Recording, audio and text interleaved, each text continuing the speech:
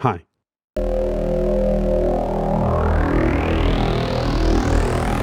Spectravox from Moog is the fourth in their series of 60 HP analog semi-modular synths.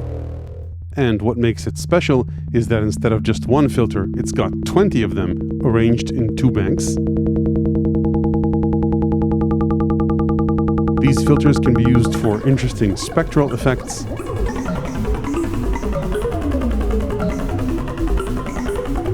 as well as a basic vocoder,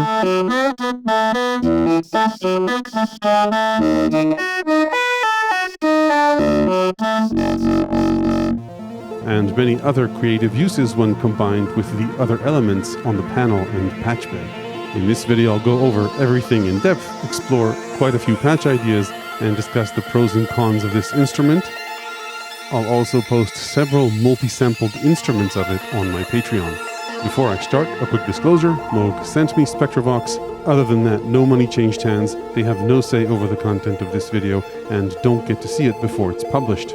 This channel is funded mainly by viewers who subscribe to exclusive content and book updates on Patreon, YouTube Premium, and ads, and price check affiliate links in the description, which help the channel regardless of the product you choose to buy. Okay, let's get going. If the name Spectravox rings a bell, it's because Moog already offered it as a limited edition DIY kit at MoogFest. I made a video about it back in 2019. I'll link to that below. The now in production Spectravox is a bit different. Besides the different panel color, Moog has replaced the big filter level faders with small knobs to make way for per filter VCA inputs and envelope follower outputs. These are 20 new patch jacks with quite a few patching opportunities. Other than that, it's pretty much the same. At its core are 20 filters in 2 filter groups or banks, the synthesis filter bank and the analysis filter bank. I'll explain what that means in a bit. And it also has the same single oscillator, LFO, and envelope controls, as well as the same 16 patch bay jacks on the right. Inputs are written in regular text and outputs in inverse text. And all of these give you quite a few ways to rewire the synth or to connect it to external modular gear. Spectravox's analysis filters can accept audio either from the XLR combo input or the program input, and it does not come with a microphone. Any dynamic mic should work, or just line audio input. Spectravox doesn't supply phantom power for mics that need it, but you've got plenty of gain for dynamic mics. And then to complete the overview, the entire synth can be taken out of the case and mounted in a Eurorack case. The enclosure itself comes with a single mono 1/4-inch output in the back. Okay, like I mentioned, there's an analysis filter bank which runs the vocoding. We'll talk about that in a bit. Let's start with the synthesis side, both because it's a little bit easier to understand and also because Spectravox is a pretty interesting synth regardless of any vocoding. The audible signal chain starts with an oscillator that has both a saw and pulse mode with variable pulse width. You can control its frequency from clicks below audio rate to about 3000 Hertz. And you can extend that even further with CV. And then you've got a carrier mix, which will bring in noise alongside the oscillator signal. If you want to play the oscillator chromatically, you can using an external keyboard or a sequencer. It accepts voltage per octave and triggers, and you can control it over an almost 10 octave range with pretty good tuning, within a few cents. And then that oscillator gets fed into the synthesis filter bank. This filter includes one low-pass filter, then a series of band-pass filters, and finally a high-pass filter. The outputs of all these filters is summed up at the end. Let's lower them all down and just listen to the low-pass filter for a bit. This is with resonance closed all the way down. You can still hear a bit of resonance. It's a 12 dB per octave state variable filter. Increasing resonance doesn't reduce the bass.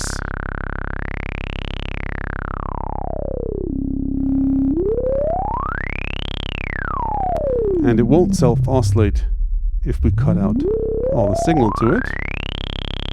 So that's just one filter. That's the low-pass filter. Let's listen to a few bandpass filters. This is one of them, the first.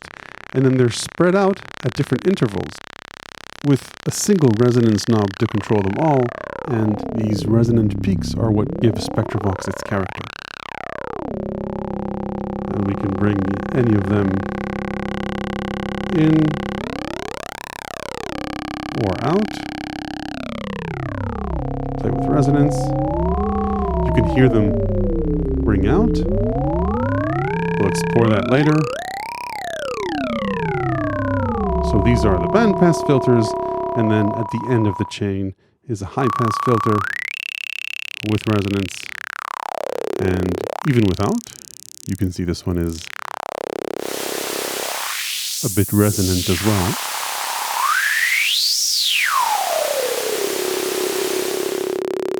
Of course, the beauty of Spectravox is when you start bringing in these filters, it starts to reveal its character as you increase the level of the various bands and play with a spectral shift. You can't control the frequency of these bandpass filters or low-pass or high-pass filters individually. You can only move them together using the spectral shift control. It sounds almost like a comb filter when modulated. And the spectral shift has its own LFO and LFO amount and rate. So this interplay between the bandpass filters is something you just can't get on a single filter synth. So those are the 10 filters of the synthesis filter bank and spectral shift. Audio out of the filters is sent into the main VCA, which has two modes, either on, which just keeps the VCA open, or EG mode, where it's controlled by the single stage decay envelope generator. This envelope generator can be triggered either by pressing the trigger button, by sending a trigger or gate into the trigger input, or if we plug in a microphone, you can set it so that the envelope generator is triggered when audio passes a certain threshold. And then the last synth side feature we need to cover is the hiss and buzz switch. When the switch is in buzz mode, it's just the normal operation of the synth. When you bring it into hiss mode, audio sent to filters 9 and 10 is swapped with white noise. And this is regardless of where the carrier mix is at. The reason being to make consonants more intelligible when you use Spectravox as a vocoder, which is a good opportunity as any to talk about the vocoding side of Spectravox. Vocoders are instruments that are designed to take any musical instrument we feed them, an oscillator or an external synth, and ideally have that instrument speak whatever audio is being spoken into the microphone plugged into the program input, or if you don't have a microphone, any line level audio recording playback you want to plug into the program input. To get an understanding of how vocoders work, I'll temporarily plug the program output, the microphone output, into the carrier so we can hear the raw microphone tone. And the discovery behind vocoders was that as we pronounce different vowels, different specific frequencies resonate in the spectrum. Check out how the frequency peaks change as I pronounce different vowels at the same pitch. A, E, U. Notice also as I increase your suffering and sing the same vowel at different frequencies, the formant peaks remain more or less the same regardless of my fundamental frequency. So the thinking behind Homer Dudley's invention of the vocoder was, let's copy those frequencies from our voice and emphasize them on a harmonically rich synth signal. This trick is pulled off on Spectravox using a hidden second set of 10 filters called the analysis filter bank.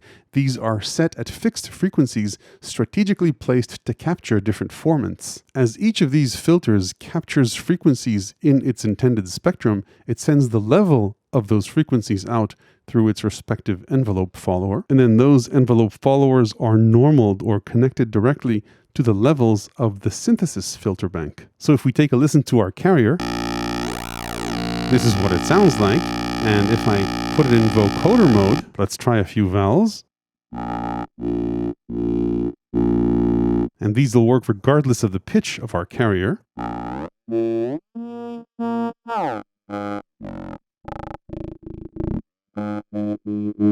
And to increase intelligibility, I'll add in hiss.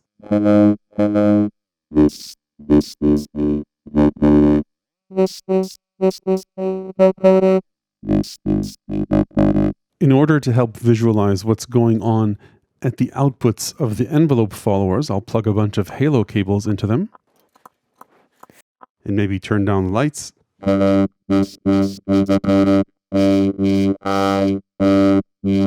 Notice how the letter H lights up the higher frequencies. To increase intelligibility, you need to play around a bit with the synth settings. Generally speaking, pulse works better than saw, and a narrow pulse width works better than a square wave. And for best intelligibility, no spectrum shift works better.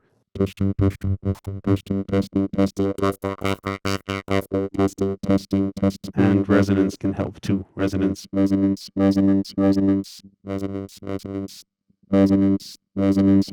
And then finally, there's a hold feature which will freeze the analysis spectrum.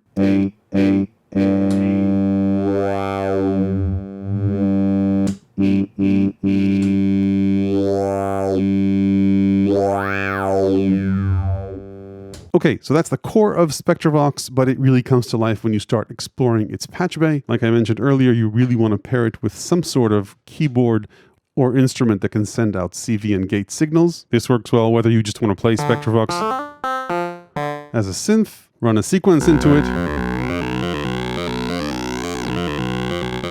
or use it as a vocoder.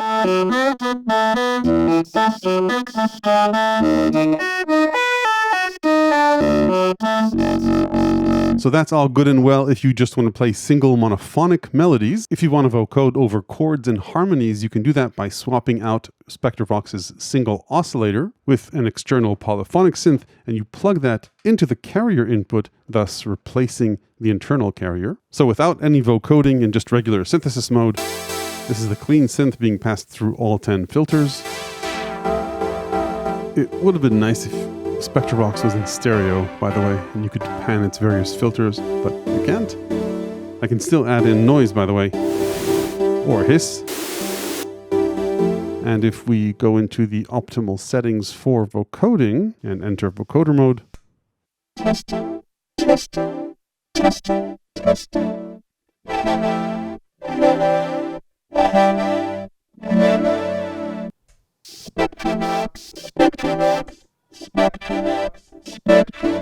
now the carrier isn't the only thing you can replace.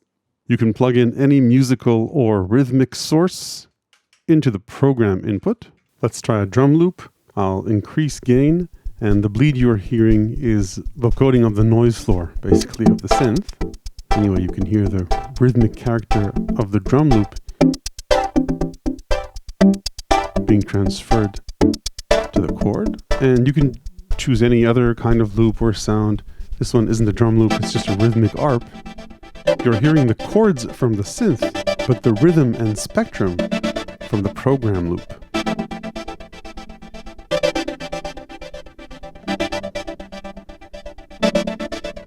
Next patch idea, when you crank up the resonance, then the filters will ring, and if we just ping them with an envelope, you can get various marimba-like tones. Different filter levels will create different tones. Now we're basically bypassing the carrier here with the envelope generator, so to attempt to play this chromatically, I'll plug my volt per octave signal not into the carrier, but rather into the spectral shift, the filter frequency, and I'll plug KeyStep into here to trigger the trigger, and I can now explore playing my marimba more or less chromatically.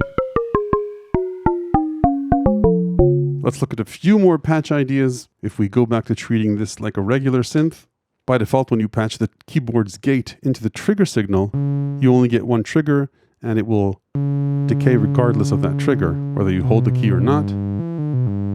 You can get around this either by connecting an external envelope generator into Spectravox, or just plug a gate into the VCA CV, and then in VCA mode, you'll get notes that play for as long as you want them. Of course, for more specific contour control, you'll want to hook up an external envelope. And always a classic, to get more oomph out of a single oscillator monosynth, you want to modulate pulse width. Luckily, we have a built-in LFO, which we can hook up to the VCO PWM, and we now have PWM at the LFO rate. To give some motion to our sound. And this also works nicely at audio rates.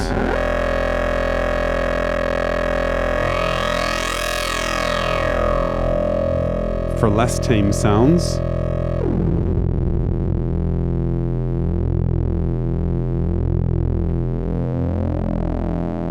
So PWM works nicely. And then another synth staple, point the envelope generator to the filter cutoff, meaning shift here, to get a nice zap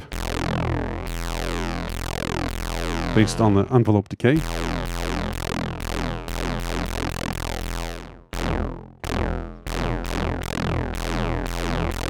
And for extra credit, pass this through an external attenuator to tame the envelope mod depth to make it less extreme. We can only control time here, not depth.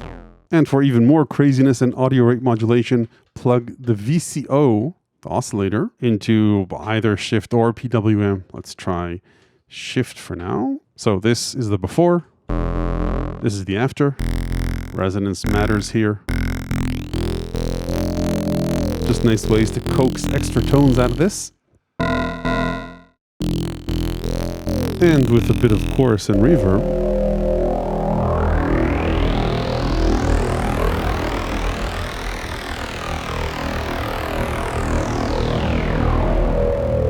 And then one final fun, I think, patch idea to explore. I'll plug our drum loop both into the program and into the carrier so we can hear it. And this is the entire loop as fed through the filters. And let's close down the VCA. The idea here is that if I wanted to use certain elements of this drum loop to create a trigger, either for this synth or for an external module, I could say hunt down the kick.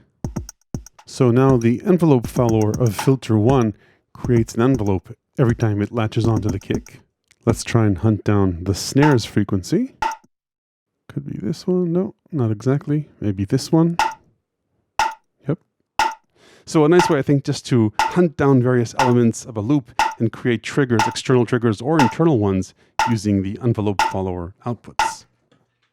Okay, let's talk about pros and cons for Spectravox. On the pros side, in a world full of monosynths with 1 to 3 oscillators and a single filter, a synth with 10 filters in the signal path is a refreshing timbral change. And the additional 10 analysis filters behind the scenes and the envelope followers opens up plenty more opportunities, as I hope you saw in the patch ideas section. Then on top of these, the spectral shift and modulation with resonance controls along with pingable filters give you a synth that I think just doesn't sound like anything else, and I mean that in a good way. That said, on the cons side, if you're expecting a vocoder where every word can be understood, you'll be better off with a modern digital vocoder. Spectravox has an analog vocoder and is relatively simple with only 10 bands. Its strengths are its filters and what you can do with them, less so intelligibility. Further on the cons side, unlike Moog's other semi-modular synths that can stand nicely on their own, you're going to want to, at the very least, connect some sort of keyboard or sequencer to Spectravox, and it doesn't support MIDI, so you'll need one with CV gate capabilities. Then finally,